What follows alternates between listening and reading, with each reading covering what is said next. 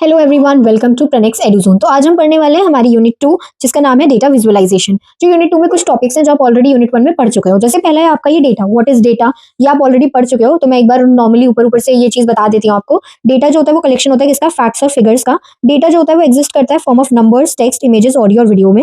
Raw data को हम unprocessed और अनऑर्गेनाइज डेटा कहते हैं। ठीक है, रॉ डेटा हमें पहले क्लीन करना पड़ता है, तभी उसके बाद उसका एनालाइज कर सकते हैं हम लोग। और डेटा जो है वो स्ट्रक्चर और अनस्ट्रक्चर दोनों हो सकते हैं। डेटा जो होता है वो हमारे जो डेटा होता है वो फाउंडेशन होती है एनालिसिस की, foundation of analysis and decision making. ठीक है, अब अगर हम बात करें नेक्स्ट की, तो हमारा नेक्स्ट क्या है, नेक्स्ट है डेटा रिप्रेजेंटेशन। डेटा रिप्रेजेंटेशन का सीधा सीधा मतलब है डेटा को दिखाने का तरीका, कि आप डेटा को कैसे शो कर सकते हो, कैसे उसको एनालाइज कर सकते हो, किस तरह से। ठीक है, ऐसा तो है नहीं कि डेटा आ गया ऐसे एनालाइज कर दोगे, नहीं। तो उसको एनालाइज करना या डेटा को दिखाने का तरीका हमारा डेटा रिप्रेजेंटेशन कहलाता है। ठीक है, अब अगर मैं बात करूँ तो डेटा रिप्रेजेंटेशन हमें डेटा को अच्छे से समझने में हेल्प करता है। ग्राफ्स और चार्ट्स जो है वो डेटा को विजुअली क्या करते हैं, प्रेजेंट करते हैं। बार ग्राफ कंपैरिजन करता है, पाई चार्ट परसेंटेज और प्रोपोर्शन दिखाता है। लाइन ग्राफ जो है वो ट्रेंड्स ओवर टाइम ये रिप्रेजेंट करता है। हिस्टोग्राम क्या, फ्रीक्वेंसी डिस्ट्रीब्यूशन हमें शो करता है। टेबल जो होता है वो हमें स्ट्रक्चर्ड व्यू देती है किसी भी डेटा का। अब अगर हम नेक्स्ट पे बात करें तो हमारा नेक्स्ट क्या है, इन्फॉर्मेशन क्या होती है। तो हम पहले यूनिट में पढ़ चुके थे, जो प्रोसेस्ड डेटा होता है या ऑर्गेनाइज डेटा जो होता है हम उसे इन्फॉर्मेशन कहते हैं। इसका ये मतलब है कि हमें बताती है कोई भी डेटा उसमें क्या लिखा हुआ है, उसका मीनिंग क्या है, उसे हम इन्फॉर्मेशन बोलते हैं। इन्फॉर्मेशन जो होती है वो यूजफुल होती है डिसीजन मेकिंग के लिए। ये प्रोवाइड करती है नॉलेज और इनसाइट्स डेटा के बारे में। और इन्फॉर्मेशन जो है वो रॉ डेटा से ज्यादा वैल्यूएबल होती है। नेक्स्ट अब हम अपने नेक्स्ट टॉपिक पे आते हैं कि जो डेटा है वो क्यों इंपॉर्टेंट है। तो देखो भाई, डेटा जो है वो इंपॉर्टेंट किस लिए होता है, वो होता है बेटर डिसीजन मेकिंग के लिए इंपॉर्टेंट होता है। ठीक है, ये हेल्प करता है क्या, आइडेंटिफाई करने में जो भी प्रॉब्लम्स होती हैं या जो भी इनएफिशिएंसीज होती है उन्हें आइडेंटिफाई करने में। डेटा जो होता है वो किसी भी चीज की परफॉर्मेंस को इवेल्युएट करते हैं, बताता है कि वो जो परफॉर्मेंस है किसी भी चीज की वो कैसी हो रही है। ठीक है, ये हेल्प करता है बिजनेस प्रोसेसेस को इंप्रूव करने में। और जो डेटा है वो हमारी हेल्प करता है कस्टमर्स और मार्केट्स को समझने में। जैसे मान लो कोई शॉप है, तुम्हें समझना है उस शॉप पे की किस चीज की जो बिक्री है वो ज्यादा हो रही है। ठीक है, तो तुम क्या करोगे, उसका डेटा देखोगे, किस कस्टमर ने क्या खरीदा, कितना ज्यादा कौन सी चीज बिक रही है, वो सारी चीजें तुम्हें डेटा से ही पता चलती हैं उसके। और ये सपोर्ट करता है प्लानिंग और फोरकास्टिंग को। अब अगर हम बात करें कैटेगरीज ऑफ डेटा की, तो जो डेटा है ना वो दो टाइप का होता है, स्ट्रक्चर्ड और अनस्ट्रक्चर्ड। मतलब कि डेटा को हम दो टाइप में डिवाइड कर सकते हैं, दो चीजों में। पहला होता है स्ट्रक्चर, दूसरा होता है अनस्ट्रक्चर्ड। अब स्ट्रक्चर क्या होता है, जो डेटा ऑर्गेनाइज्ड है। ठीक है, जो डेटा ऑर्गेनाइज है कि अगर नंबर इधर लिखे हैं तो नंबर इधर लिखे होंगे, नेम सारे इधर हैं, ठीक है, एज सारी इधर लिखी है, उस तरह से स्ट्रक्चर डेटा होता है। सॉरी, ये स्टोर किया जाता है टेबल और डेटाबेसेस में। ठीक है, ये क्या होता है, हम कुछ भी चीज अगर हमें सर्च करनी है ना तो हम उसे इजीली सर्च कर सकते हैं और डेटा को एनालाइज भी बहुत आराम से कर सकते हैं। जैसे कि हमारे स्टूडेंट रिकॉर्ड, जैसे मैंने बताया कि पहले साइंस स्टूडेंट के रोल नंबर, स्टूडेंट के नेम, उनका एड्रेस, ये सब एम्प्लॉइज का जो डेटा होता है वो भी। लेकिन अगर मैं बात करूं अनस्ट्रक्चर्ड डेटा की, तो अनस्ट्रक्चर्ड डेटा वो होता है जिसका कोई फॉर्मेट नहीं होता, सब चीजें मिक्स हुई है उसमें लिखी हुई है, कुछ भी चीज आपको कंफर्म नहीं है, उसे हम बोलते हैं कि अनस्ट्रक्चर्ड डेटा। अनस्ट्रक्चर्ड डेटा का कोई फिक्स फॉर्मेट नहीं होता है। ठीक है, ये इंक्लूड करता है क्या, टेक्स्ट फाइल्स को, इमेजेस को, ऑडियोज को और वीडियोज को। और इसको डायरेक्टली हम एनालाइज भी नहीं कर सकते, क्योंकि सोचो ना, जो डेटा मिक्स है तुम उसे एनालाइज कैसे करोगे, तुम्हें पता ही नहीं चलेगा भाई ये उसका रोल नंबर बता रहा है, उसकी एज बता रहा है। ठीक है, और ये क्या करता है, फॉर्म करता है एक major part of big data. अगर हमारे पास बहुत ज्यादा डेटा है तो मेजरली क्या होता है, वो अनस्ट्रक्चर्ड मैनर में अगर मिलता है तो हमें पहले उसे स्ट्रक्चर वे में चेंज करना होता है, उसके बाद ही हम उसे एनालाइज कर सकते हैं। अब आते हैं किसमें, नेक्स्ट आता है क्या, कि हमारे टाइप्स ऑफ डेटा। तो देखो, पहला होता है हमारा कैटेगोरियल कैटेगोरिकल कैटेगोरिकल टाइप कौन सा होता है डेटा का, जो डेटा कैटेगरीज में डिवाइड होता है, जैसे इसके नाम से पता चल रहा है। एग्जाम्पल जैसे जेंडर, ठीक है, उनका मैरिटल स्टेटस और आई कलर, ये सब क्या करता है, ये हमारा बताता है कैटेगोरिकल। अगर मैं बात करूँ किसकी, न्यूमेरिकल डेटा की, तो जो ऐसा डेटा जिसमें क्या है, नंबर वैल्यूज आ रही है। ठीक है, न्यूमेरिक वैल्यूज आ रही है। जैसे डिस्क्रीट डेटा, डिस्क्रीट डेटा क्या होता है, इसमें सारी जो भी काउंटेबल वैल्यूज हैं जिन्हें हम काउंट कर सकते हैं वो डिस्क्रीट डेटा में होती है। जैसे कि number of students, number of defects, ये सारी चीजें किसमें आती है, हमारे न्यूमेरिकल डेटा में आती है। फिर था कॉन्टिन्यूअस डेटा। तो कॉन्टिन्यूअस डेटा वो डेटा होता है जो मेजरेबल वैल्यूज को रखते हैं, जैसे हाइट मेजर कर सकते हैं, वेट मेजर कर सकते हैं, टेम्परेचर मेजर कर सकते हैं। अब आते हैं मेजरमेंट स्केल्स। मेजरमेंट स्केल्स कितने टाइप के होते हैं, तो बेसिकली ये चार टाइप के होते हैं। ठीक है, पहला टाइप होता है नॉमिनल स्केल। नॉमिनल स्केल क्या करता है, क्लासिफाई करता है डेटा को कैटेगरीज में, कि जेंडर क्या है, ब्लड ग्रुप क्या है, ये सब। इसमें रैंकिंग नहीं होती। लेकिन जो ऑर्डिनल स्केल होता है वो क्या होता है, ऑर्डिनल नंबर वाला, जैसे ग्रेड्स, जॉब पोजीशन, ये सब। रैंकिंग जो होती है इसमें पॉसिबल होती है। ठीक है, ये कैटेगरीज, ये एक तरह से वो वाली कैटेगरीज आ जाती है जिसमें मीनिंगफुल ऑर्डर होता है। ठीक है, इंटरवल स्केल क्या होता है, इंटरवल स्केल ये मान लो कि तुम्हें डिफरेंस बता रहा है वैल्यूज का। ठीक है, difference between value is meaningful, एक तरह से तुम्हें डिफरेंस बता रहा है, जैसे नो ट्रू जीरो पॉइंट, जिसका कोई zero point, no true zero point नहीं है। ठीक है, एग्जाम्पल जैसे टेम्परेचर जो है वो सेल्सियस और फ़ारेनहाइट में ही होता है। अगर हम बात करें रेशियो स्केल की, तो रेशियो स्केल होता है जिसके पास एक ट्रू जीरो पॉइंट होता है, जैसे अरिथमेटिक ऑपरेशन जो है इसमें पॉसिबल हो सकता है रेशियो स्केल में। एग्जाम्पल में इसका एज, सैलरी, वेट, ये सब आ जाते हैं। तो चार टाइप के स्केल है, नॉमिनल, ऑर्डिनल, इंटरवल स्केल और रेशियो स्केल। ठीक है, अब हमारा एक मोस्ट इंपॉर्टेंट टॉपिक आता है, पता है क्या, वो है हमारा डेटा प्रोसेसिंग साइकिल। तो देखो, डेटा प्रोसेसिंग साइकिल हमें बताती है कि जो भी डेटा का प्रोसेस है वो कैसे चल रहा है, स्टेप बाय स्टेप जो जो चीजें उसकी डेटा प्रोसेसिंग साइकिल में होती है वो सब। ठीक है, तो देखो डेटा प्रोसेसिंग साइकिल में जो पहला स्टेप है वो क्या है, डेटा एक्यूजन। डेटा एक्यूजन का मतलब क्या है, इस स्टेप में जो भी हमारा रॉ डेटा है उसको हम कलेक्ट करते हैं वेरियस सोर्सेज से, जैसे कि हमारा सर्वेज हो गया, सेंसर हो गया, इन सबसे हमने क्या किया, डेटा को कलेक्ट कर लिया। ठीक है, फिर हमने क्या किया, डेटा को प्रिपेयर किया। अब डेटा को प्रिपेयर का मतलब क्या हो गया, अभी जो आया था वो रॉ डेटा था, ठीक है, तुम्हारे पास। अब हमने डेटा को प्रिपेयर करा, मतलब उसको साफ किया, उसको प्रोसेस किया, ठीक है, उसको प्री प्रोसेस किया और क्लीन किया, मतलब जो भी उसमें एरर्स थे, मिसिंग वैल्यूज थी, डुप्लीकेट डेटा था, वो सब क्या कर दिया, उसमें से रिमूव कर दिया। इस स्टेप में होता है डेटा को प्रिपेयर कर लिया हमने अच्छे से। फिर हम करते हैं डेटा को इनपुट, मतलब कि अब जो पूरा क्लीन डेटा है हम उसको क्या करते हैं, उसको अपने सिस्टम में अपलोड कर देते हैं, या अपने डेटाबेस में जो है अपलोड कर देते हैं, ताकि जो आगे की प्रोसेसिंग है वो हो पाए। अब पता है नेक्स्ट स्टेप। अब देखो जो नेक्स्ट स्टेप है वो क्या बोलता है, वो बोलता है डेटा की प्रोसेसिंग। डेटा प्रोसेसिंग क्या होगी हमारी, डेटा प्रोसेसिंग हो गई। इस स्टेप में क्या करते हैं, डेटा को ट्रांसफॉर्म कर और एनालाइज कर रहे हैं। पहले हमने डेटा एक्यूजन किया था, ठीक है, जिसमें हम क्या कर रहे थे, रॉ डेटा को कलेक्ट कर रहे थे। डेटा प्रिपरेशन, जिसमें डेटा को प्रिपेयर करा, ठीक है, स्ट्रक्चर वे में प्रिपेयर कर लिया, एरर्स वगैरह सब हटा दिए, डेटा को इनपुट कर दिया अपने डेटाबेस या सिस्टम में। डेटा प्रोसेसिंग का मतलब है इसमें हम डेटा को ट्रांसफॉर्म कर रहे हैं। ट्रांसफॉर्म का मतलब क्या हो गया, चेंज करें और एनालाइज कर रहे हैं कि क्या क्या चीजें, जैसे कि सॉर्टिंग कर सकते हैं, कैलकुलेशंस कर सकते हैं और एग्रीगेशंस जो है वो भी परफॉर्म कर सकते हैं डेटा प्रोसेसिंग में। अब आता है डेटा का आउटपुट। इसका ये मतलब है कि जो भी प्रोसेस डेटा है उसको एक यूजफुल इन्फॉर्मेशन, मतलब जो हमने डेटा दिया उससे अब हमें आउटपुट मिलेगा, जो जो चीजें हम डेटा से चाहते हैं, जैसे हमें रिपोर्ट्स चाहिए, चार्ट्स चाहिए, वो जो भी रिजल्ट चाहिए हमें वो डेटा आउटपुट देता है। फिर है डेटा स्टोरेज, मतलब कि अब डेटा से आउटपुट मिल गया तो अब हम क्या कर सकते हैं, हम प्रोसेस डेटा को या उसके जो रिजल्ट है उसको स्टोर कर करके रख सकते हैं। अगर मैं इस साइकिल का एक फ्लो ऑर्डर बनाऊं तो आप लोग इसको ऐसे एग्जाम में बना के आ सकते हो कि पहले डेटा को आप एक्यूजन करोगे, फिर data preparation, data input, data processing, data output and data storage. ठीक है, जैसे मान लो एक दुकानदार था, उसने पहले रॉ डेटा को इकट्ठा करा, ठीक है, फिर उसके बाद क्या किया, उसने प्रिपेयर किया, जो भी एरर्स थे वो सब हटा दिए, फिर डेटा को इनपुट कर दिया अपने सिस्टम में। उसके बाद उसने डेटा को प्रोसेस किया, मतलब उसने सॉर्टिंग वगैरह ट्राई की कि कौन सा सामान सबसे ज्यादा बिका और कब बिका, ये सब चीजें। फिर डेटा का आउटपुट मिला उसे कि हाँ ये वाली जो चीज है ये सबसे ज्यादा बिकी है इस साल, और डेटा को फिर उसने स्टोर कर लिया ताकि आगे फ्यूचर यूज में वो यूज कर पाए। जैसे पिछले साल का डेटा उसने प्रॉपर कर लिया, अब इस साल में वो क्या करेगा, वो इस डेटा को एनालाइज कर रहा है कि भाई मैं कौन सा सामान है जो मेरे दुकान में सबसे ज्यादा बिकता है, तो मैं उसे लेकर आऊं जिससे मेरी दुकान की जो सेल है वो बढ़ जाए। ठीक है, तो इस तरह से हम इसको याद कर सकते हैं, data acquisition, data preparation, data input, data processing, data output, data storage. अब आते हैं नेक्स्ट पे। नेक्स्ट क्या है हमारा, डेटा एनालिसिस प्रोसेस। तो ये भी एक इंपॉर्टेंट प्रोसेस है। ठीक है, इसमें हम लोग क्या करते हैं, इसमें देखो हम क्या करते हैं, डिफाइन करते हैं अपने गोल्स और ऑब्जेक्टिव्स को। इसका ये मतलब है, ये पहली बात, ये सबसे पहला स्टेप है हमारे डेटा एनालिसिस का।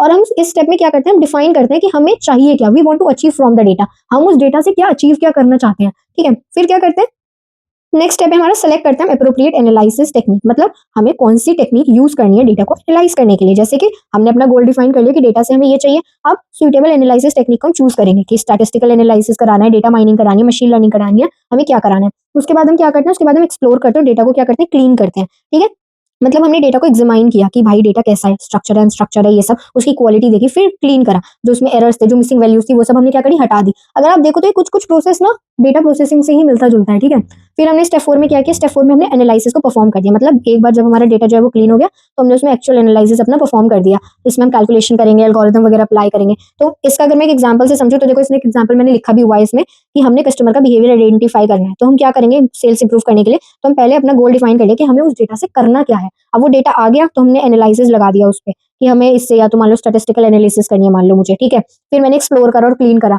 कि कोई डुप्लीकेसी तो नहीं है, ठीक है, कोई एरर तो नहीं है, कोई मिसिंग वैल्यू तो नहीं है। फिर मैंने एनालिसिस परफॉर्म करी, मतलब मैंने उसमें फॉर्मूले वगैरह लगाए, कैलकुलेशंस लगाई, एल्गोरिथम्स लगाई, तो मुझे पता चला। ठीक है, तो अब नेक्स्ट स्टेप क्या होगा हमारा, तो देखो अब हमारे क्या करना था, हमें इंटरप्रीट करना है रिजल्ट को, मतलब अब हमने क्या किया था, लास्ट स्टेप तक हमने परफॉर्म कर दिया था एनालिसिस को। ठीक है, अब हमें करना है क्या, अपना रिजल्ट इंटरप्रीट, मतलब कि हमें जो रिजल्ट मिला है वो हमें क्या करना है, केयरफुली उसको चेक करना है। ठीक है, ये फाइंड करेगा कंपेयर, ये जो फाइंडिंग्स होंगी वो कंपेयर करेंगे ओरिजिनल ऑब्जेक्टिव से हमारे। ये स्टेप हमें ये समझाने में हेल्प करता है कि जो डेटा है ना वो क्या बताना चाह रहा है, क्या कम्युनिकेट करना चाह रहा है हमसे। और जो हमारा लास्ट स्टेप होता है, वो हमारा लास्ट स्टेप क्या होता है, कम्युनिकेट इनसाइट। इसका ये मतलब है कि ये जो फाइनल स्टेप होता है data insight and data analysis process का, इसमें हम क्या करते हैं, हम जो भी कंक्लूजन है वो रिपोर्ट्स, चार्ट्स, डैशबोर्ड इन सबके थ्रू दिखाते हैं, और इससे क्या होता है, इफेक्टिव कम्युनिकेशन होती है। ये क्या करती है, एक तरह से मान लो पहले मैंने क्या किया, पहले स्टेप में मैंने किया कि हमारा जो भी गोल था उसे डिफाइन कर दिया। नेक्स्ट स्टेप में मैं क्या कर रही थी, उसके बाद मैंने अप्रोप्रिएट टेक्निक यूज करी कि कौन कौन सी टेक्निक मुझे यूज करनी चाहिए, उन्हें चूज कर लिया। फिर मैंने डेटा को एक्सप्लोर किया, डेटा को देखा कि वो डेटा साफ है या नहीं है, एंड उसके बाद उस पर एनालिसिस परफॉर्म किया, और एनालाइज करने के बाद मुझे आउटपुट मिल गया, जिससे मुझे पता चला कि डेटा क्या कहना चाह रहा है। फिर कम्युनिकेट करे उसके इनसाइट्स। इसका ये मतलब है कि इनसाइट्स और कंक्लूजन जो है वो प्रेजेंट किए जाते हैं रिपोर्ट्स, चार्ट्स वगैरह के थ्रू। ठीक है, तो इसका करेक्ट ऑर्डर क्या हो गया, पहले गोल डिफाइन करो, सेलेक्ट टेक्निक करो, एक्सप्लोर और क्लीन करो डेटा को, एनालाइज परफॉर्म करो, रिजल्ट को इंटरप्रीट करो और कम्युनिकेट इनसाइट्स हो जाएंगे लास्ट में। ठीक है, तो इस तरह से हमारा जो ये डेटा की एनालिसिस प्रोसेस है या डेटा एनालिसिस प्रोसेस है वो वर्क करती है। अब हम देखते हैं कि डेटा माइनिंग क्या होती है। तो देखो डेटा माइनिंग का मतलब है जो कि जिसमें हम क्या करते हैं, हम एक्सट्रैक्ट करते हैं useful information large data set में से। हमें कोई यूज़फुल इन्फॉर्मेशन है उसको अगर एक्सट्रैक्ट करना है, ठीक है? तब हम किसका यूज़ करते हैं? तब हम यूज़ करते हैं अपनी डेटा माइनिंग का। तो डेटा माइनिंग एक प्रोसेस है ऐसा जिसमें कि हम अपनी जो भी यूज़फुल इन्फॉर्मेशन है उसको एक्सट्रैक्ट करते हैं किससे? लार्ज डेटा सेट से। ये क्या यूज़ करती है? मशीन लर्निंग यूज़ करते हैं, ठीक है? और स्टैटिस्टिकल टेक्निक यूज़ करते हैं डेटा माइनिंग प्रोसेस के लिए, ठीक है? इसमें क्या होता है डेटा माइनिंग का मतलब ही एक तरह से ये मान लो कि जो भी डेटा है ना उसमें हिडन पैटर्न्स या जो भी डेटा के बीच का रिलेशनशिप है वो उसमें निकाल देते हैं, ठीक है? क्योंकि हम एक्सट्रैक्ट कर रहे हैं इन्फॉर्मेशन की डेटा क्या बताना क्या चाह रहा है, हमें कहना क्या चाह रहा है। जो मैनुअल एनालिसिस है वो सफिशिएंट नहीं होता लार्ज डेटा के लिए, क्योंकि अगर बहुत सारा डेटा है तो तुम उसे मैनुअली कैसे एनालाइज करोगे? तब हम डेटा माइनिंग का यूज़ करते हैं बेसिकली।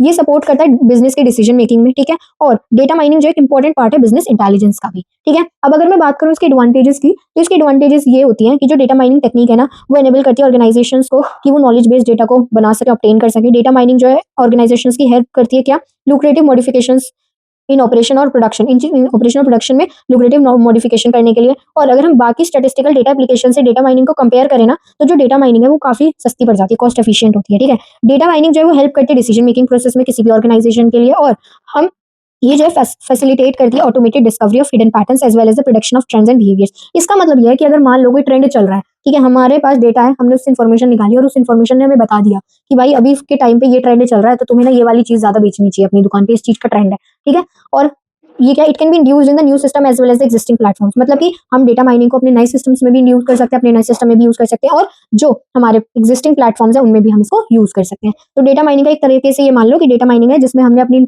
इंपॉर्टेंट इन्फॉर्मेशन या कोई भी इन्फॉर्मेशन है जो वो एक्सट्रैक्ट किया लार्ज डेटा सेट से। और ये हेल्प मेजरली क्या कर रही है, हमारी हेल्प करेगी हम डिसीजन ले सके डेटा के बारे में, कि जो ऑर्गेनाइजेशन है वो डिसीजन ले सकें अपने बिजनेस के बारे में, ठीक है? जिससे कि क्या मिले, उन्हें उन्हें इनसाइट्स मिल जाए अपने बिजनेस के कि उन्हें क्या-क्या चीज़ें करनी है और क्या-क्या चीज़ें नहीं करनी, ठीक है? और स्टैटिस्टिकल डेटा से ज़्यादा कॉस्ट एफिशिएंट होती है, ठीक है? अब देखो सारे पॉइंट तो मैं नहीं कह रही हूँ कि तुम्हें याद रहेंगे एग्जाम में, बट मैं तुम्हें मेन-मेन पॉइंट्स बता रही हूँ बिकॉज़ थर्ड ईयर के स्टूडेंट्स हो तो इतना तो तुम्हें पता है कि कैसे लिखना कैसे एग्जाम में फ्रेम कैसे करना है, ठीक? और तुम ये भी लिख सकते हो कि एक्जिस्टिंग प्लेटफॉर्म और न्यू सिस्टम में दोनों में चल सकते हैं, ठीक है? अगर तुम्हें 1-2 पॉइंट्स भी याद रहेगा तो तुम्हें पता होगा कि तुम क्या-क्या चीज़ें इसमें लिख सकते हो। थ्योरी एग्जाम है, इतना कुछ टफ नहीं है। या तो अब हम आते हैं अपने नेक्स्ट टॉपिक पे जो कि हमारा डेटा माइनिंग की हिस्ट्री वगैरह बता रहा है। तो इसमें देखो 3 ही चीज़ें हैं, ठीक है? पहला 1950 से 1960 में ओरिजिन हुआ था और इनिशियल डेवलपमेंट हुआ था हमारी डेटा माइनिंग का। मतलब इस टाइम पे इसकी जो मतलब एक तरह से इंट्रोड्यूस ही तब हुआ था, ठीक है? अब जो डेटा माइनिंग है वो 1950 में ओरिजिनेट हुआ था, ठीक है? फर्स्ट कंप्यूटर्स जो थे वो डेवलप कर जब हमारे पहले कंप्यूटर जो डेवलप करे गए थे और यूज़ करे गए थे साइंटिफिक और मैथमेटिकल रिसर्च के लिए, ठीक है? तो 1950 में ये चीज़ हुई थी। अब नेक्स्ट क्या होता है हमारे में, नेक्स्ट हम ये देख सकते हैं क्या कि 1980 से 2000 में देखो इसमें मैंने क्या बताया कि 1950 से ओरिजिनेट हुआ था, ठीक है? और कब हुआ था? जब हमारे जो भी कंप्यूटर्स थे वो डेवलप करे गए थे और उन्हें यूज़ करा जाता था साइंटिफिक और मैथमेटिकल रिसर्च के लिए, ठीक है?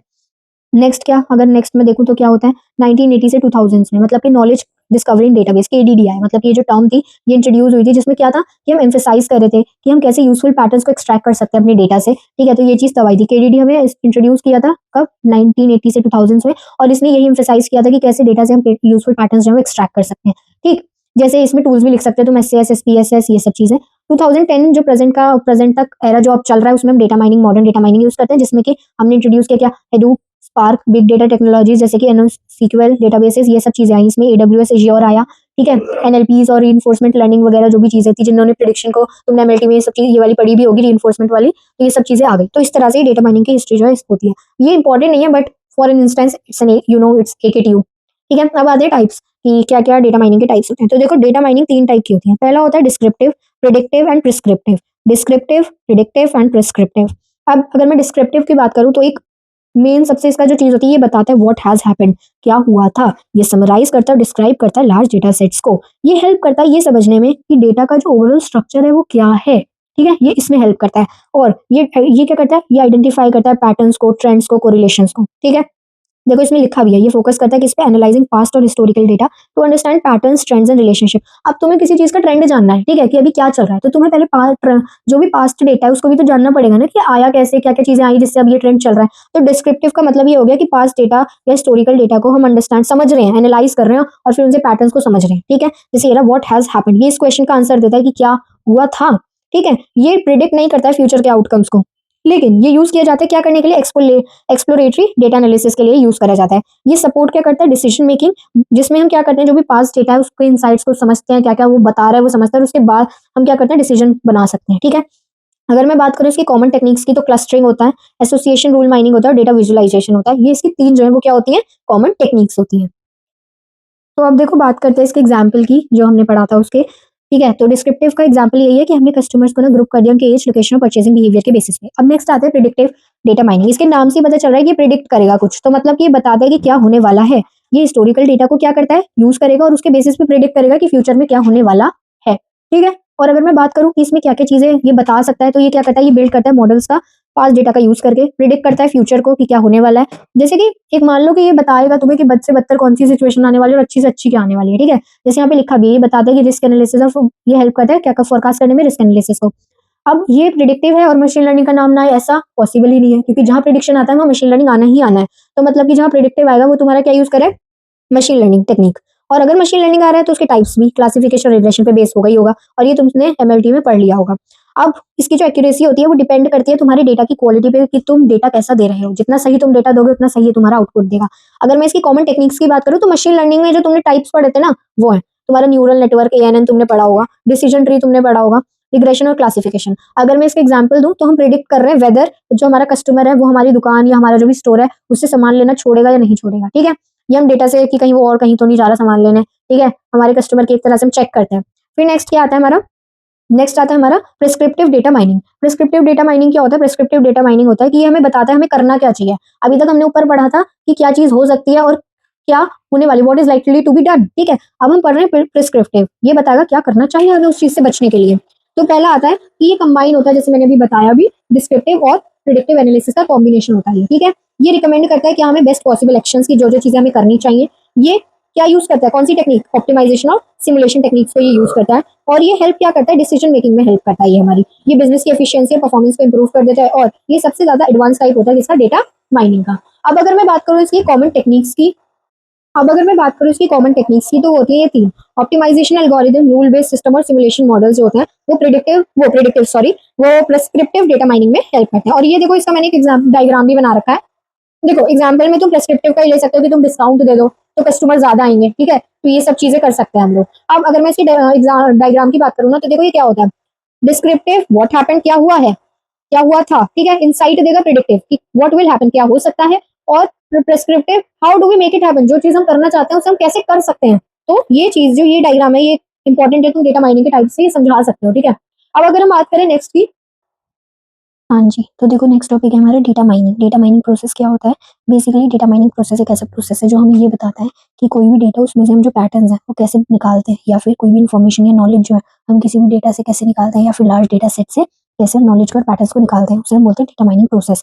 हम उसमें ये जानेंगे कौन कौन से स्टेप्स वगैरह आते हैं। तो देखो इसमें जो मेन है ना, ये सारे स्टेप्स हैं 7 स्टेप। पहला प्रॉब्लम डेफिनेशन। इसका क्या मतलब है, प्रॉब्लम डेफिनेशन का मतलब है कि हमारा जो भी बिजनेस प्रॉब्लम है या फिर ऑब्जेक्टिव है वो हम क्लियरली डिफाइन करते हैं कि क्या चीज़ हमें चाहिए, प्रॉब्लम को डिफाइन कर रहे हैं इसमें। ठीक है, हम ये डिसाइड करते हैं कि जो भी हमारा डेटा है उससे हमें निकालना क्या है।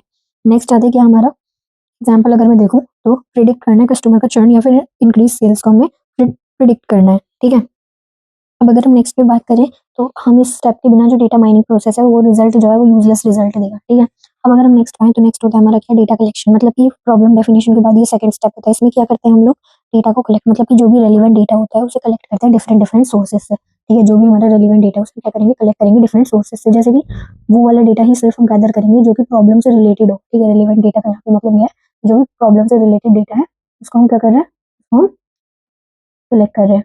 ठीक है, नेक्स्ट क्या है हमारा, नेक्स्ट होता है देखो हमारा क्या, डेटा प्रिपरेशन। डेटा प्रिपरेशन का मतलब है जब डेटा कलेक्ट हो गया, ठीक, प्रॉब्लम डिफाइन हो गई, डेटा कलेक्ट हो गया, डेटा को प्रिपेयर करो, मतलब डेटा को क्लीन करो। ठीक है, ये कुछ स्टेप्स अगर आप देख रहे होगे ना तो सेम सेम सी होंगे। डेटा को प्रिपेयर कर लिया, डेटा को प्रिपेयर कैसे करा जाता है,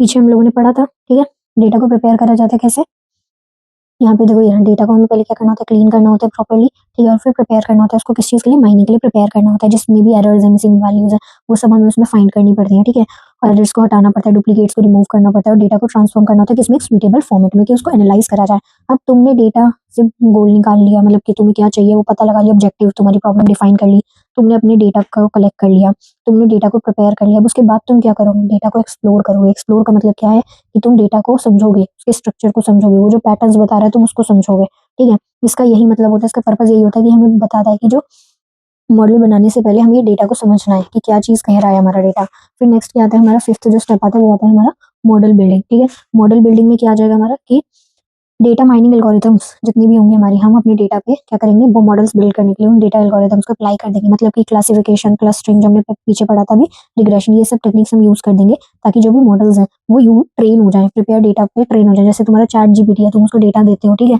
तो तुम उसके बाद उससे बोलते हो कि हमें ये चीज़ करनी है, ये चीज़ करनी है, तो वो मतलब डेटा क्या करता है, प्रिपेयर डेटा से ही तो तुम्हें बताता है ना कि ये चीज़ होंगी एक तरह से। ठीक है, जैसे तुम्हारा एग्जाम्पल है यहाँ पे decision tree, neural network, clustering models. ठीक है, अब देखो नेक्स्ट क्या आता है हमारा मॉडल वैलिडेशन। मॉडल वैलिडेशन का मतलब क्या, मॉडल बिल्ड हो गया, वैलिडेशन करनी है उसकी, मतलब मॉडल को टेस्ट करना है। बनाने के बाद उसे टेस्ट भी तो करोगे कि क्या ये चीज़ तुमने सही बनाई है। ठीक है, टेस्ट करोगे, इवैल्यूएट करोगे उसकी परफॉर्मेंस को, उसकी एक्यूरेसी, प्रिसीजन, रिकॉल करोगे। ठीक है, उसकी चेक वगैरह चीज़ों को। मॉडल जो होगा अनसीन डेटा पे टेस्ट होगा। ठीक है, जितने भी एडजस्टमेंट्स होंगे तुम्हारे मॉडल में वो तुम इसी स्टेप में कर दोगे। अगर कुछ भी रिक्वायरमेंट होगी एडजस्टमेंट की तो इसी स्टेप में, 6 स्टेप में वो हो जाएगी। ठीक है, ये हमें ये बताता है, देखो ये मॉडल हमें क्या बता रहा है, मतलब ये वाला जो स्टेप है ये हमें ये बता रहा है कि हमारा मॉडल किसी चीज को यूज करने के लिए, मॉडल यूज करने के लिए रिलायबल है भी या नहीं भी। ठीक है, नेक्स्ट है हमारा क्या, 7 स्टेप हमें बोलता है रिजल्ट इवैल्यूएशन। मतलब कि अब तुमने चेक कर लिया, अब उसके बाद ये देखो कि जो रिजल्ट्स हुए हैं, रिजल्ट जो है वो इंटरप्रेटेड है, इवैल्यूएटेड है और यूजफुल है। मतलब कि यूजफुल यूज करने के लिए वो रिजल्ट जो है क्या वो सही है, चेक करो कि जो रिजल्ट है वो ओरिजिनल हमारा जो ऑब्जेक्टिव था, जो हमने डिफाइन किया था पहले स्टेप में, वो क्या उस चीज को मीट कर पा रहा है। ठीक है, इनसाइट्स जो है वो एक्सट्रैक्ट हुए नहीं हुए, क्या जो भी हमारे पास आउटपुट मिला है उससे हम डिसीजन ले सकते हैं या नहीं ले सकते। देखो आउटपुट होगा नॉलेज, पैटर्न, एक्शनेबल इनसाइट, ये जितनी भी चीज़ होंगी हमारे आउटपुट में हमें मिल जाएंगी। ठीक है, अब मैं अगर इसकी बात करूँ इसके डायग्राम की, तो ये कुछ इस टाइप से होता है। पहले प्रॉब्लम स्टेट करते हैं, डेटा कलेक्ट करते हैं, प्री परफॉर्म करते हैं प्री प्रोसेसिंग, इसका मतलब है डेटा को क्लीन करते हैं पूरा, एस्टिमेट करते हैं मॉडल को। इसका ये मतलब हो गया कि जो हमारा जो भी डेटा है उसके थ्रू हम क्या करते हैं, मॉडल को ट्रेन करते हैं। फिर इंटरप्रीट करते हैं मॉडल को। इंटरप्रीट का मतलब क्या हो गया, हम अपने मॉडल को चेक कर रहे हैं कि क्या वो सही है या वो गलत है। फिर क्या करते हैं, कंक्लूजन ड्रॉ कर देते हैं। इस तरह से जो डेटा माइनिंग का प्रोसेस है वो वर्क करता है। यहाँ पे मैं लिखा भी प्रॉब्लम डिफाइन करो, कलेक्ट करो डेटा, प्रिपेयर करो डेटा को, एक्सप्लोर करो डेटा को, मॉडल को ट्रेन करो, वैलिडेट करो मॉडल को कि क्या सही है चीजें या गलत है उसमें, फिर रिजल्ट तुम्हारा आ जाएगा। तो इस तरह से हमारा डेटा माइनिंग प्रोसेस काम करता है।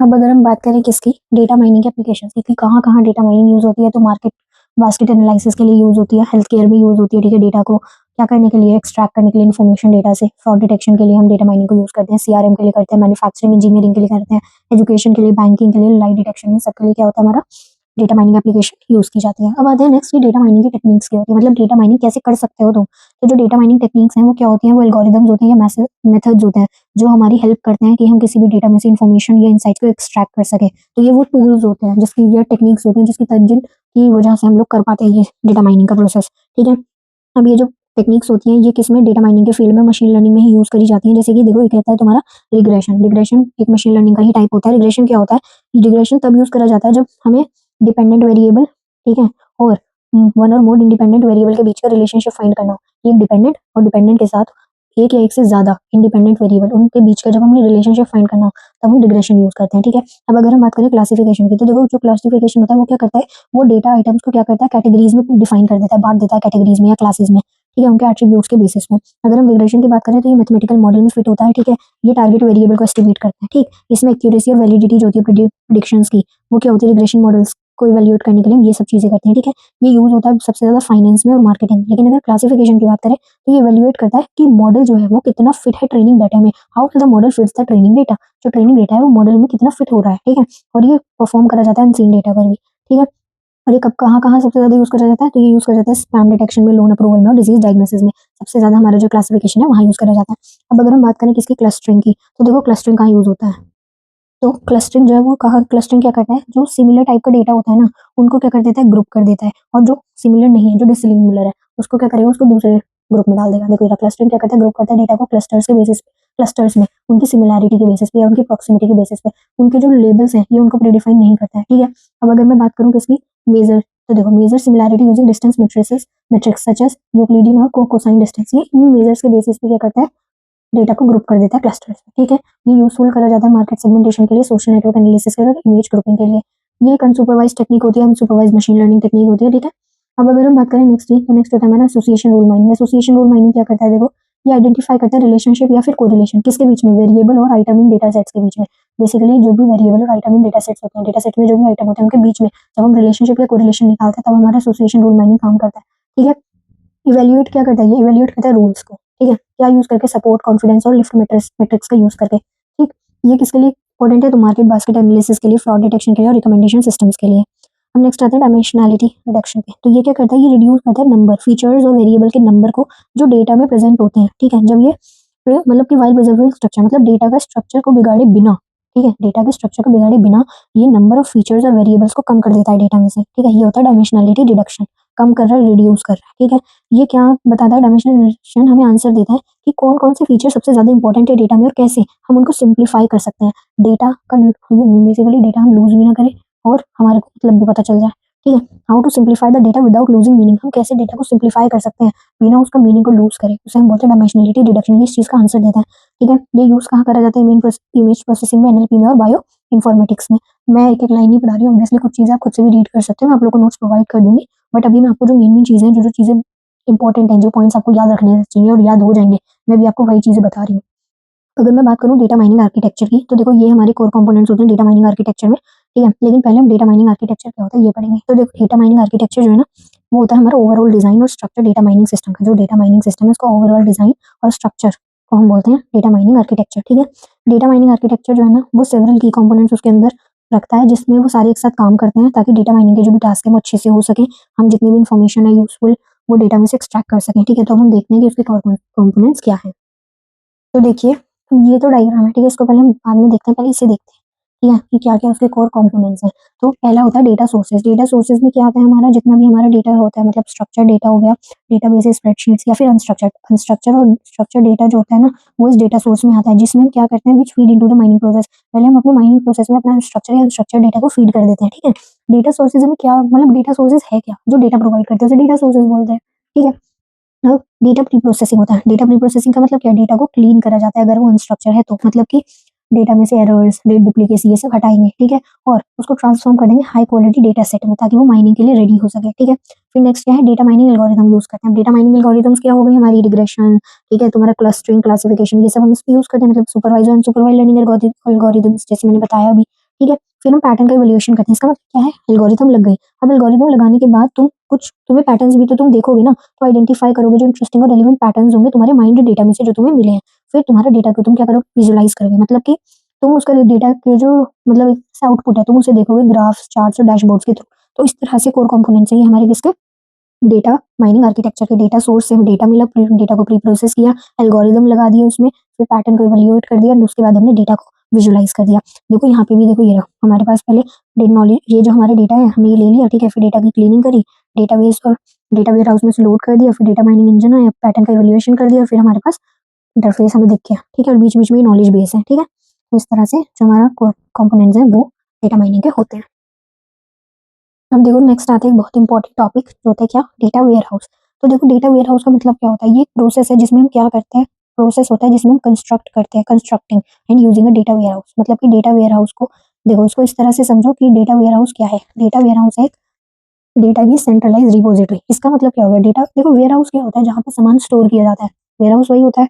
ठीक है, तो ये सेंट्रलाइज रिपोजिटरी भी वही है, मतलब ये स्टोर करता है हमारे इंटीग्रेटेड डेटा को, जो मल्टीपल सोर्स से डेटा आ रहा है ना तुम्हारे पास, तुम सर्वे से डेटा ले रहे हो, कैगल से डेटा ले रहे हो, जहाँ जहाँ से डेटा ले रहे हो, तुम उसे जहाँ स्टोर करोगे, मल्टीपल सोर्सेज से जो डेटा आ रहा है, जो तुम उस डेटा को स्टोर करोगे, उसे हम डेटा वेयर हाउस कहते हैं, जहाँ पे वो डेटा स्टोर होता है।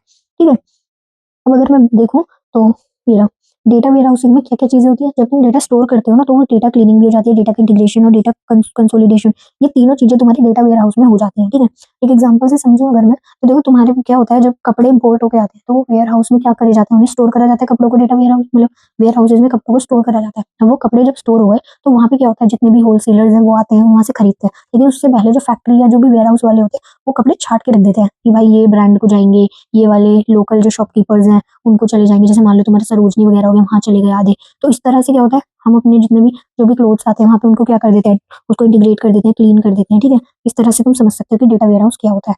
ठीक है, इसमें हिस्टोरिकल डेटा भी होगा। ठीक है, ये डिसीजन मेकिंग को भी सपोर्ट करता है, और एक ये रीड ओनली सिस्टम है। ठीक है, ये सिर्फ रीड ओनली है, तुम इसमें कुछ चेंज नहीं कर सकते। इसका मतलब ये क्या है, ये फॉर्म करता है बीआई टूल्स का जो बेस है, ये उसे फॉर्म करता है। ठीक है, अब बात करें अगर हम आगे, तो पहला है कि इसके करेक्टरिस्टिक्स क्या है। तो पहला, ये सब्जेक्ट ओरिएंटेड होता है, इंटीग्रेटेड होता है डेटा, इसमें टाइम वेरिएंट डेटा होता है, नॉन वोलेटाइल होता है। ठीक है, इसे चेंज नहीं कर सकते तुम। स्टोर हिस्टोरिकल डेटा, इसमें हिस्टोरिकल डेटा भी हम स्टोर कर सकते हैं, और एनालिसिस और क्वेरीज को भी ऑप्टिमाइज कर देता है। ठीक है, अब अगर मैं इसके आर्किटेक्चर की बात करूँ तो देखो ये, अब इसमें ये जो आर्किटेक्चर है क्या है, देखो ये डेटा सोर्स है, डेटा सोर्स से डेटा आया, ईटीएल में गया, ईटीएल से वो डेटा वेयर हाउस में स्टोर हो गया, डेटा वेयर हाउस में स्टोर होने के बाद वो डेटा मार्ट में आया, डेटा मार्ट के बाद वो ओलैप सर्वर में गया एंड उसके बाद डेटा माइनिंग, रिपोर्टिंग टूल और एनालिसिस टूल इस पे अप्लाई करे जाते हैं। अब ये चीज़ ना जो ओलैप, ईटीएल, डेटा मार्ट तुम्हें समझ नहीं आएगा, हम आगे पढ़ेंगे ये सब चीज़ें क्या होती हैं, ठीक है? बस इतना समझ लो कि डेटा यहाँ से आया है, यहाँ गया है, ईटीएल पे, ईटीएल के बाद डेटा वेयर हाउस में स्टोर हो गया, फिर डेटा मार्ट में हमने उसे भेजा, फिर ओलैप सर्वर पे चला गया वो, और सर्वर के बाद वो कहाँ चला गया, data mining, reporting tool in सब में चला गया। चलिए तो बात है अपने नेक्स्ट टॉपिक पे, जो कि क्या है हमारा डेटा मार्ट। अभी हमने पीछे नाम भी सुना था कि डेटा मार्ट में जाता है डेटा वेयर हाउस से आने के बाद, ठीक है? तो देखो डेटा वेयर मार्ट क्या होता है, डेटा मार्ट एक स्मॉल सब्जेक्ट ओरिएंटेड सबसेट होता है, डेटा वेयर हाउस का सबसेट होता है क्या, डेटा मार्ट। पहला पॉइंट ये याद रखो, ठीक है? हम इसको डिजाइन, ये इसका काम क्या है, तो डेटा मार्ट जो है ना सिर्फ वो कुछ डेटा, लिमिटेड डेटा को ही अपने अंदर स्टोर करता है। जैसे डेटा वेयर हाउस था वो हर तरह का डेटा स्टोर करता था, लेकिन डेटा मार्ट कुछ लिमिटेड और फोकस डेटा को ही अपने अंदर स्टोर करेगा, ठीक है? ये क्रिएट करा जाता है किस लिए, इसमें क्या होता है, स्पेसिफिक डिपार्टमेंट होते हैं, जैसे सेल्स का डेटा जो होगा वो जाएगा या तो एक डेटा मार्ट में, मार्केटिंग का अलग डेटा मार्ट में, फाइनेंस का अलग डेटा मार्ट में, ठीक है? डेटा मार्ट जो है सिर्फ रेलिवेंट डेटा ही स्टोर करता है, बेकार का ऑर्गेनाइजेशनल डेटा स्टोर नहीं करता। ये क्या होते हैं, छोटे होते हैं डेटा वेयर हाउस से साइज में, और डेटा मार्ट जो होते हैं वो क्या करते हैं, डेटा एनालिसिस के लिए फास्टर एक्सेस प्रोवाइड करते हैं हम लोगों को, और इनको डिजाइन करना और मेंटेन करना भी बहुत ईजियर होता है। क्यों? क्योंकि भाई जब डेटा ही रेलिवेंट है और कम है, लिमिटेड डेटा है, तो उसको एक्सेस करना भी ईजी होगा, डिजाइन करना भी और मेंटेन करना भी। डेटा मार्ट क्या करते हैं, हमें हेल्प करते हैं डिपार्टमेंट लेवल की डिसीजन मेकिंग में, ठीक है? तुम इसको इस तरह से समझ लो, डेटा वेयर हाउस में डेटा आ गया तुम्हारा, ठीक है? अब उसके बाद क्या किया तुमने, वेयर हाउस से उसको बांट दिया कि भाई फाइनेंस वाला इधर चला जाएगा, मार्केटिंग वाला इसमें, डेटा मार्ट में, और ये वाला यहाँ से हो जाएगा। अब आते हैं इसके एग्जाम्पल पे, तो देखो एग्जाम्पल में लिखा है, जो सेल्स का डेटा मार्ट होता है उसमें सिर्फ सेल होती है, कस्टमर होते हैं, प्रोडक्ट का डेटा होता है, लेकिन जो मार्केटिंग का होता है उसमें स्टोर की कैंपेन, कस्टमर का बिहेवियर, ये सब होते हैं। अब आते हैं टाइप्स, तो देखो इसके 3 टाइप होते हैं। पहले होता है डिपेंडेंट डेटा मार्ट, मतलब कि क्या होता है, ये क्रिएट करा जाता है एग्जिस्टिंग डेटा वेयर हाउस से, ठीक है? मतलब कि जो डेटा वेयर हाउस है उसी से क्रिएट करेंगे, उसे बोलते हैं डिपेंडेंट। लेकिन जो इंडिपेंडेंट है वो डायरेक्टली क्रिएट होगा सिस्टम के थ्रू, उसे डेटा वेयर हाउस की जरूरत नहीं पड़ेगी। और जो हाइब्रिड होता है वो इन दोनों का कॉम्बिनेशन होता है, मतलब उसमें एग्जिस्टिंग डेटा वेयर हाउस वाला डेटा भी होगा और ऑपरेशनल सिस्टम का जो क्रिएटेड डेटा है वो भी होगा, ठीक है? मोस्ट इंपॉर्टेंट कई बार 2 मार्क में आ जाता है, डेटा मार्ट और डेटा वेयर हाउस का डिफरेंस। तो देखो डेटा मार्ट का, डेटा वेयर हाउस में क्या होता है, ये डिपार्टमेंट स्पेसिफिक होता है, ठीक है? लेकिन डेटा वेयर हाउस में सारा डेटा आ सकता है। डेटा मार्ट छोटा साइज में होता है लेकिन ये बड़ा होता है साइज में, ये फास्टर होता है इंप्लीमेंट करने के लिए, लेकिन डेटा वेयर हाउस क्या होता है, बड़ा होता है साइज में भी, और इसका टाइम भी ज्यादा लगेगा। साइज में बड़ा है, देखो डेटा बड़ा है तो साइज भी बड़ा होगा, साइज बड़ा है तो ज्यादा टाइम लेगा, और कंप्लीट करेगा डेटा की, इनकम्प्लीट इंटीग्रेटेड डेटा होगा इसमें। लेकिन जो डेटा मार्ट है, जो डिपार्टमेंट का ही डेटा है, तो साइज में भी छोटा होगा, जल्दी इंप्लीमेंट हो जाएगा और लिमिटेड डेटा होगा। इसको ना अपने कॉलेज के स्ट्रक्चर की तरह समझो। कॉलेज में अगर पूरे कॉलेज का कोई फेस्ट होता है तो वो बहुत टाइम लगता है उसको ऑर्गेनाइज करने में, बहुत बड़ा फेस्ट होता है, टाइम लगता है, ठीक है? और उसमें सारा डेटा होता है। लेकिन अगर किसी डिपार्टमेंट का डेटा, मान लो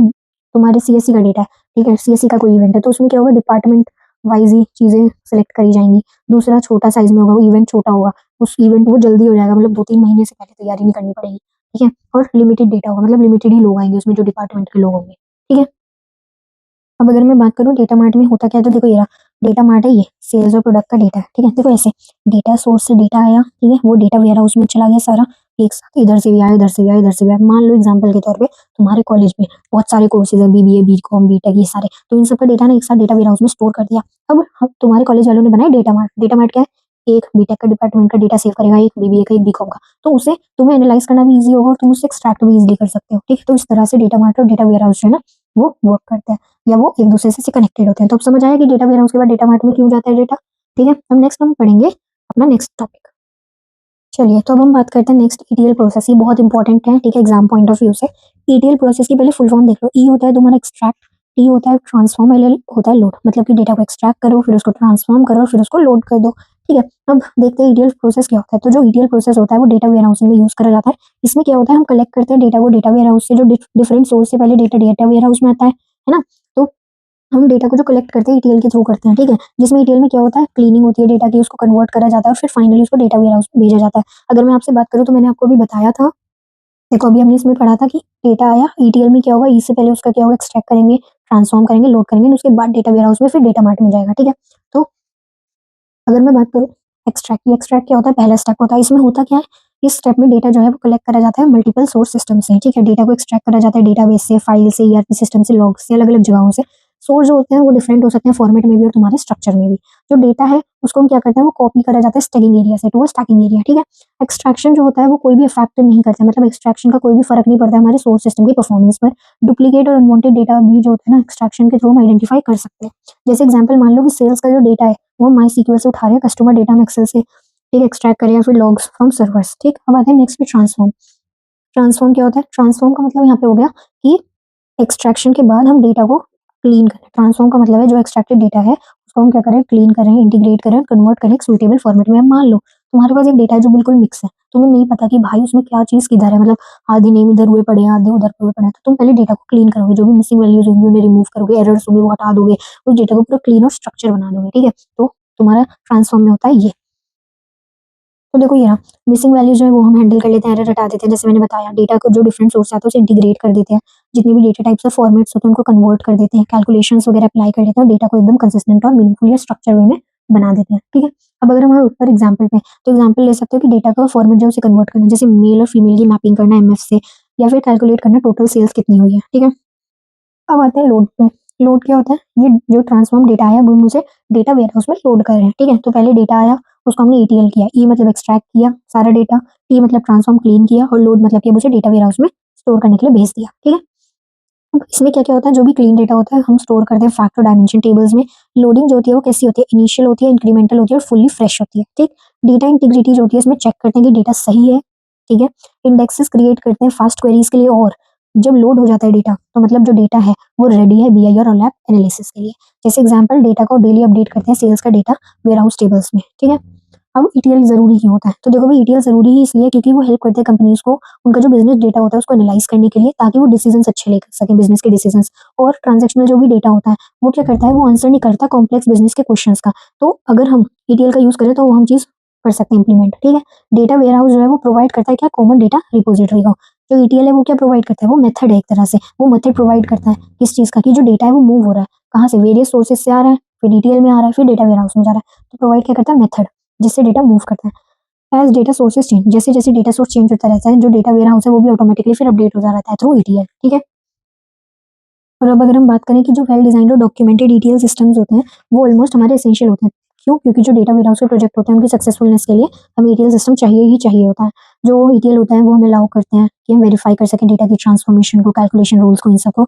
ईटीएल प्रोसेस हमें अलाउ करते हैं जो सैम्पल डेटा कंपेरिजन करना है हमें सोर्स और टारगेट सिस्टम के बीच में। ईटीएल प्रोसेस जो है हम कॉम्प्लेक्स ट्रांसफॉर्मेशन पे भी परफॉर्म कर सकते हैं। ईटीएल जो है वो हमें हेल्प करता है माइग्रेट डेटा को, हेल्प्स टू माइग्रेट मतलब डेटा को डेटा वेयर हाउस में जाने के लिए वो हेल्प करता है कि डेटा वेयर हाउस में जा सकता है। ईटीएल जो है प्री डिफाइंड प्रोसेस है जिससे हम एक्सेस कर सकें डेटा को, मैनिपुलेट कर सकते हैं डेटा को, ठीक है? ईटीएल डेटा वेयर हाउस को ऑफर करता है, जो डेटा वेयर हाउस में ईटीएल है वो उसको ऑफर करता है कि क्या, कि जो भी हिस्ट्री है हमारे बिजनेस की, कॉन्टेक्स्ट है बिजनेस का, उसको समझने में ये हेल्प करता है, हमारी प्रोडक्टिविटी को सही करने में। क्यों? क्योंकि इसमें कोडिफाई, बिकॉज ये क्या करता है? कोडिफाई करता है और यूज करता है without a need for technical skill, मतलब टेक्निकल स्किल्स के बिना भी हम डेटा को यूज कर सकते हैं, ठीक है? अगर मैं बात करूँ इसके स्ट्रक्चर की, तो देखो ये इसका स्ट्रक्चर होता है। इसका स्ट्रक्चर कैसे काम है? हमारे पास डेटा आया डिफरेंट सोर्सेज से, हमने उसको एक्सट्रैक्ट किया, ठीक है? एक्सट्रैक्ट हो गया सोर्स, जैसे फाइल से आ गया, जैसे ऑन फाइल से, क्लाउड सोर्सेज से, उसको एक्सट्रैक्ट करके उसको ट्रांसफॉर्म कर दिया, मतलब उसको एक ही फॉर्मेट में स्ट्रक्चर कर दिया, फिर उसको लोड कर दिया, किसमें लोड करा? डेटा वेयर हाउस में। तो इस तरह से ईटीएल का स्ट्रक्चर जो है वो वर्क करता है। तो देखो डेटा वेयर हाउस का स्कीमा क्या होता है? डेटा वेयर हाउस का स्कीमा जो है उसका लॉजिकल स्ट्रक्चर बताता है। ये हमें बताता है कि जो भी डेटा है वो कैसे ऑर्गेनाइज है डेटा वेयर हाउस में। स्कीमा का मतलब होता है स्ट्रक्चर, ठीक है? तो स्ट्रक्चर डीबीएमएस में पढ़ा भी होगा, स्कीमा जो होता है वो स्ट्रक्चर बताता है डेटाबेस का, लेकिन डेटा वेयर हाउस स्कीमा क्या होगा? डेटा वेयर हाउस का स्ट्रक्चर बताएगा कि डेटा उसमें कैसे ऑर्गेनाइज है, ठीक है? ये शो करता है जितनी भी फैक्ट टेबल्स और डायमेंशन टेबल्स होती है उनके बीच का रिलेशनशिप। अब अगर बात करूँ इसके मेन कॉम्पोनेंट्स की, तो इसके देखो मेन कॉम्पोनेंट्स क्या होते हैं। पहला आता है तुम्हारा फैक्ट टेबल। फैक्ट टेबल में क्या होता है? जितना भी क्वांटिटेटिव डेटा होता है, मतलब कि अमाउंट, प्रॉफिट, क्वांटिटी, ये सब फैक्ट टेबल्स में आते हैं। तो क्वांटिटेटिव डेटा फैक्ट टेबल में आ गया। डायमेंशन में क्या आ गया? डिस्क्रिप्टिव डेटा, मतलब कि टाइम, प्रोडक्ट, कस्टमर लोकेशन, ये सब आ गए। ये किस लिए यूज करा जाता है? ये यूज करा जाता है फैक्ट्स वगैरह को, ठीक है, एनालाइज करने में डिफरेंट एंगल्स की। डायमेंशन है तो डिफरेंट एंगल्स हो जाएंगे उसके, ठीक है? फैक्ट टेबल में क्या होता है? इसमें फॉरेन की होती है डायमेंशन टेबल्स की, ठीक है? अब नेक्स्ट करते हैं हम क्या? टाइप। डेटा वेयर हाउस के टाइप क्या होते हैं? अभी हमने पीछे ये क्या था? कंपोनेंट थे। ये डेटा वेयरहाउस स्कीमा जो है उसके वेयरहाउस स्कीमा के टाइप्स हैं। तो देखो तीन होते हैं, स्टार, स्नोफ्लेक और फैक्ट कॉन्स्टलेशन। अब पहले हम पढ़ेंगे स्टार वाला। देखो ये कुछ स्टार की तरह ही है, ये एक एग्जांपल है। जैसे ये फैक्ट टेबल है, उसमें टाइम है, प्रमोशन है, प्रोडक्ट है और कस्टमर है, तो ये स्टार की तरह से फैला हुआ है, ठीक है? स्टार स्कीमा में क्या होता है? एक सेंट्रल फैक्ट टेबल होती है और वो मल्टीपल डायमेंशन की टेबल से कनेक्ट होती है और एक स्टार जैसा स्ट्रक्चर बनाती है, उसे हम बोलते हैं स्टार स्कीमा, जिसमें एक फैक्ट टेबल मल्टीपल डायमेंशन की टेबल से कनेक्ट होती है और स्टार लाइक स्ट्रक्चर बनाती है, उसे हम क्या बोलते हैं? Star schema, star schema. देखो जो स्टार स्कीमा होता है वो बहुत सिंपल होता है और समझने के लिए भी बहुत ईजी होता है। इसमें एक टेबल होती है सेंटर में और जो डायमेंशन डिफरेंट डायमेंशन टेबल होती है वो साइड साइड में होती है। डायमेंशन टेबल्स होती है वो डीनॉर्मलाइज्ड फॉर्म में होती है और ये फास्ट क्वेरी परफॉर्मेंस भी होता है इसमें और ये ज़्यादा स्टोरेज यूज़ करता है। क्यों? क्योंकि इसमें रिडंडेंसी होती है। रिडंडेंसी का मतलब क्या होता है? एक ही डेटा बहुत बार आ रहा है, ठीक है? अब एग्जाम्पल मान लो सेल्स की फैक्ट टेबल है। सेल्स जो है उसमें क्या-क्या चीज़ें होती है? Time, product, customer, local dimensions, ये सारे डायमेंशन की जो टेबल है वो कनेक्ट है। ये मोस्ट कॉमनली यूज़ स्कीमा होती है स्टार स्कीमा। अब आते हैं स्नोफ्लेक में। तो देखो स्नोफ्लेक स्कीमा क्या होती है? स्नोफ्लेक स्कीमा क्या करता है? स्नोफ्लेक स्कीमा का मतलब है ये जो था स्टार वाला, ये एक फैक्ट टेबल हो गई और उसमें सारे मल्टीपल डायमेंशन। स्नोफ्लेक में क्या होता है? स्नोफ्लेक स्कीमा में एक एक्सटेंशन होता है स्टार स्कीमा का। क्या होता है? एक्सटेंशन होता है स्टार स्कीमा का, जहाँ पे जितनी भी डायमेंशन टेबल्स होती है वो नॉर्मलाइज होती है। स्टार में डीनॉर्मलाइज होती थी, इसमें नॉर्मलाइज होती है। लेकिन किस में नॉर्मलाइज होती है? मल्टीपल रिलेटेड टेबल में। इसका ये मतलब है उसमें क्या था? एक एक एक एक एक एक एक टेबल थी और उसके अंदर मतलब थी। लेकिन इसमें क्या है? एक फैक्ट टेबल है उसके अंदर फिर एक और टेबल, फिर एक और टेबल, फिर एक और टेबल, एक और टेबल, फिर वो एक अलग टेबल से कनेक्टेड है, फिर वो एक अलग टेबल से कनेक्टेड है, ऐसे होता है स्नोफ्लेक, ठीक है? इसकी जो डायमेंशन टेबल्स होती है वो सब डायमेंशन टेबल में होती है। जैसे स्टार में था एक फैक्ट है, उसमें ऐसे 5 पार्ट रखे हैं स्टार की तरह, ठीक है? ऐसे था। लेकिन स्नोफ्लेक में क्या है? एक तुम्हारी फैक्ट है, बाकी इसकी फिर एक और हो गई। ये है, इससे 1 2 निकल गई, ये है इसकी ये निकल गई, ये है, इससे 2 और निकल गई ऐसे करके। इसमें ये थी, ये और निकल गई ऐसे करके, ठीक है? तो जो तुम्हारी डायमेंशन टेबल थी, वो और स्प्लिट हो गई सब डायमेंशन टेबल में, उसे बोलते हैं स्नोफ्लेक स्कीमा, ठीक है? इसमें डेटा रिडंडेंसी रिड्यूस हो जाती है, ठीक है? और कॉम्प्लेक्स होता है, ये ऑब्वियस है भाई कॉम्प्लेक्स तो होगा ही जब स्टार में एक-एक थी, लेकिन इसमें तो बहुत सारी आ गई, सब डायमेंशंस आ गए, तो कॉम्प्लेक्स होगी स्टार स्कीमा से और इसमें ज़्यादा जॉइन्स होते हैं, उसमें तो कम जॉइन्स थे लेकिन इसमें ज़्यादा जॉइन्स होते हैं, ठीक है? अब इसमें ज़्यादा जॉइन्स हैं तो ये क्या करेगी? स्लाइटली स्लो काम करेगी, स्लो क्वेरी परफॉर्मेंस होगा। जैसे एग्जांपल के तौर पे मान लो प्रोडक्ट का जो डायमेंशन है उसमें 3 चीज़ आ गई, प्रोडक्ट, उसकी कैटेगरी और उसकी सप्लायर टेबल, ठीक है? ये तब यूज़ करा जाता है जब स्टोरेज ऑप्टिमाइजेशन रिक्वायर होती है। अब नेक्स्ट आएँगे हम फैक्ट कॉन्स्टेलेशन पे। तो देखो फैक्ट कॉन्स्टेलेशन स्कीमा क्या होता है? कॉन्स्टेलेशन का मतलब क्या है? देखो अभी तक स्टार पढ़ा जिसमें था एक फैक्ट टेबल और वो सबसे कनेक्ट थी। फिर स्नोफ्लेक पढ़ा, एक थी डायमेंशनल डिफरेंट टेबल थे लेकिन वो भी सब डायमेंशन में बटे हुए थे। लेकिन कॉन्स्टेलेशन में क्या होगा? कॉन्स्टेलेशन में क्या होगा? कॉन्स्टेलेशन में मल्टीपल फैक्ट टेबल होंगी जो शेयर करी होगी कॉमन डायमेंशनल टेबल को। मल्टीपल फैक्ट टेबल है और कॉमन डायमेंशनल टेबल को शेयर करें। कॉन्स्टेलेशन भी तो यही होती है, उसमें बहुत सारे स्टार्स होते हैं, सब एक दूसरे से मिल रहे होते हैं। तो इसमें भी सेम होगा। इसमें more than one fact table होती है। जो डायमेंशन टेबल्स होती है वो कैसी होती है? शेयर्ड होती है। कॉम्प्लेक्स बिजनेस प्रोसेसेस को सपोर्ट करता है, फ्लेक्सिबल होता है, स्केलेबल होता है और डिजाइन इसका कॉम्प्लेक्स होता ही होगा, ऑब्वियस सी बात है, ठीक है?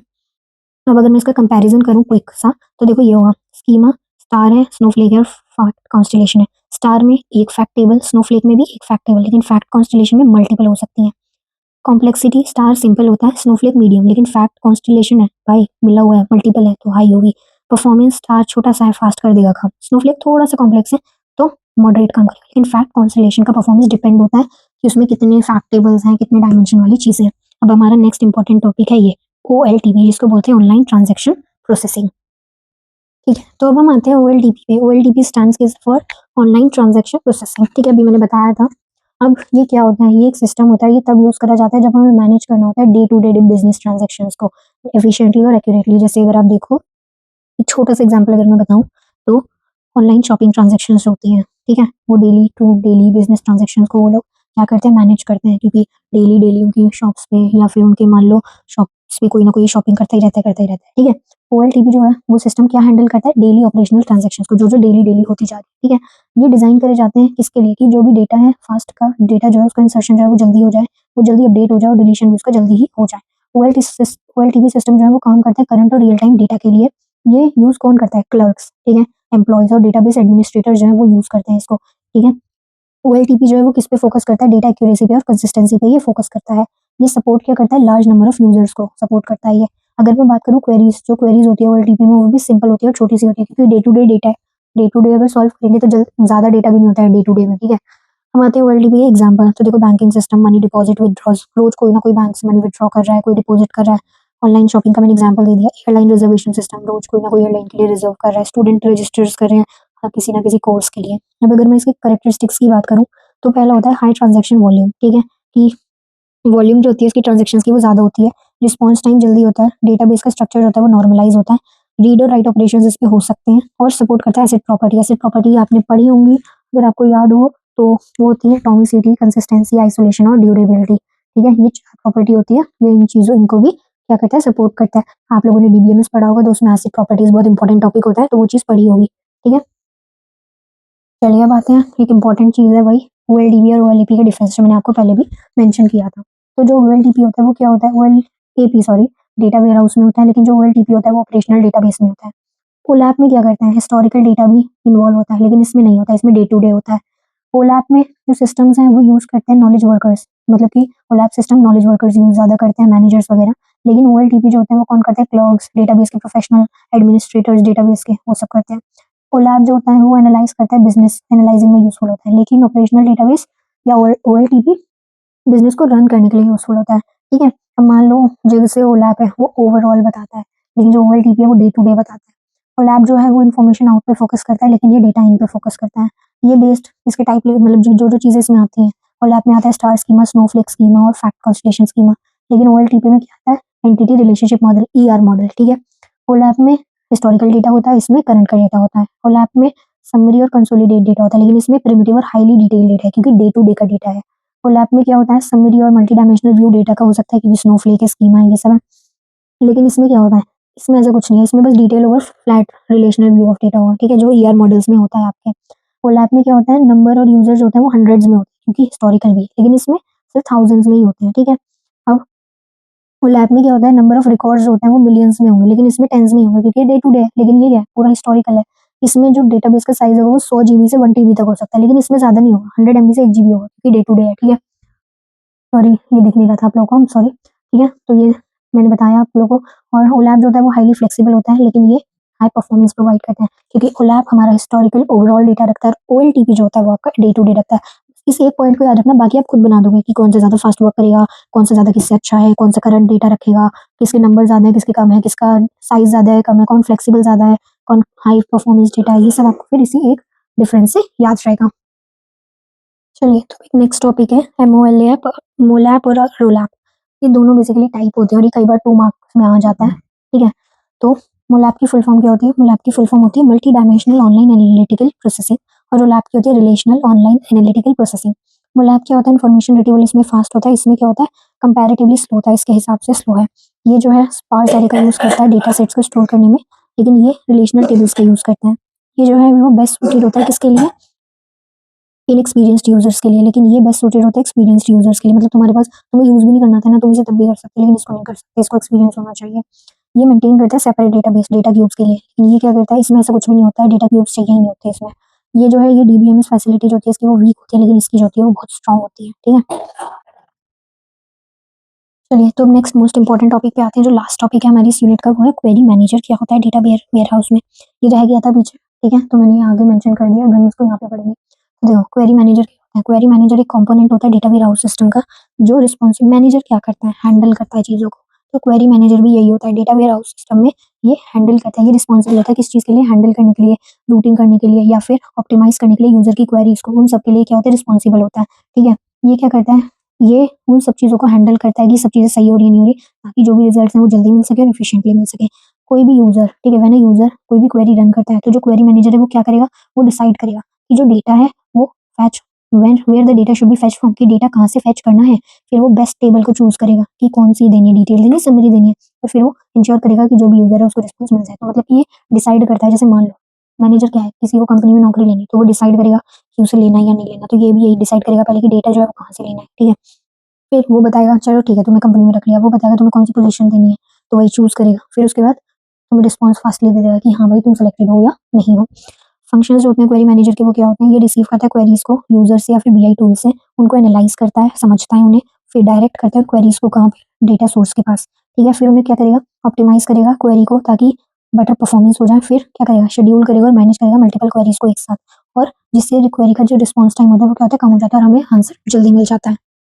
ये क्या करता है, ये इंश्योर करता है एफिशिएंट यूज, सिस्टम रिसोर्सेज का एफिशिएंट यूज भी ये इंश्योर करता है। क्वेरी मैनेजर इंपॉर्टेंट क्यों है, क्वेरी की परफॉर्मेंस इंप्रूव करता है, लार्ज और कॉम्प्लेक्स एनालिटिकल क्वेरीज जो होती हैं उनको हैंडल करता है, यूजर को रिजल्ट फास्ट देता है। ठीक है, और सपोर्ट करता है डिसीजन मेकिंग को भी। ये इसका सिंपल फ्लो है, एक्सटर्नल डेटा या ऑपरेशनल डेटा से जो आया, यहाँ पे लोड मैनेजर के पास आया तुम्हारा डेटा, फिर वो यहाँ पे गया, डेटा आया, उसको इन्फॉर्मेशन आई, फिर डिसीजन बना। ठीक है, इसमें देखो सब आ गया तुम्हारा जो तुम पढ़ के आए हो। पहले BI टूल्स से ये डेटा आया क्वेरी मैनेजर के पास, क्वेरी मैनेजर ने डेटा वेयर हाउस की टेबल को चूज किया, फिर यूजर को रिजल्ट दे दिया। इसका एग्जांपल भी है, देखो अगर कोई यूजर जो है वो ईयरली सेल डेटा की आस्क करता है, तो क्वेरी मैनेजर क्या करेगा, उसको रिडायरेक्ट करेगा समरी पे, क्योंकि उसे पूरे साल की चाहिए, तो समरी देगा भाई, डिटेल तो नहीं देगा, ठीक है, फिर रिटर्न कर देगा रिजल्ट को बहुत जल्दी से। And that's all for this chapter. I hope you guys like this chapter and share with your fellow beings. I know आप लोग के एग्जाम्स हैं, मैं कोशिश कर रही हूँ मैं जितना जल्दी हो सके सारी वीडियोस को पोस्ट कर दूँ। Thank you so much, keep subscribing, and if you want कि मैं नोट्स वगैरह अपलोड करूँ इसके, तो आप हमारा टेलीग्राम चैनल ज्वाइन कर सकते हैं, और हमारी जो वीडियो के कैप्शन हम कोशिश करेंगे हम उसमें भी पोस्ट कर दें। Thank you so much, have a nice day, subscribe to our channel, comment on if you want notes and like the video. Thank you.